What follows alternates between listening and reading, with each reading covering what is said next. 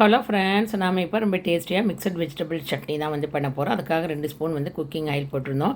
இது பார்த்திங்கன்னா cabbage 1 cup, ஒரு பெரிய கேரட்டு, அப்புறம் இந்த சுரக்காய் வந்திருக்கு இல்லையா, அது ஒரு ஆஃப் சுரக்காய். இது எல்லாத்தையும் நம்ம வதக்கிட்டுருக்குறோம். ஒரு 5 மினிட்ஸ் வதக்கினதுக்கப்புறம் ஒரு பெரிய தக்காளி, சட்னிக்கு புளிப்பு வேணும் இல்லையா, அதுக்காக தக்காளி சேர்த்து அதையும் நம்ம சேர்ந்து வதக்கிட்டுருக்குறோம்.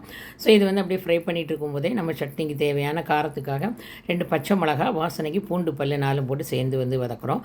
ஃபைனலாக 2 டேபிள் ஸ்பூன் அளவுக்கு திருவிய தேங்காயும் போட்டு எல்லாம் சேர்ந்து ஒன்றா வதக்கிட்டுருக்கோம். மொத்தமாக பார்த்திங்கன்னா ஒரு 8 to 10 நிமிஷம் எல்லாம் நல்லா வதங்கணும் காயெல்லாம்.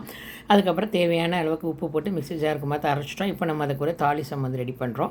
ஸோ கடுகு போட்டு கருவேப்பிலை, ஒரு மிளகு வத்தல் கிள்ளி போட்டு தாளித்து ஃபைனலாக நம்ம ஃபைன் பேஸ்ட்டாக அரைச்சி வச்சுருக்கிற நம்மளுடைய சட்னி மிக்ஸையும் ஒன்றா போட்டு கிளறி எடுத்திங்கன்னா சூப்பர் டேஸ்டியாக அருமையான வெஜிடபிள் சட்னி நம்மளுக்கு ரெடி ஆகிடும். வெரி ஹெல்த்தியான சட்னியும் கூட.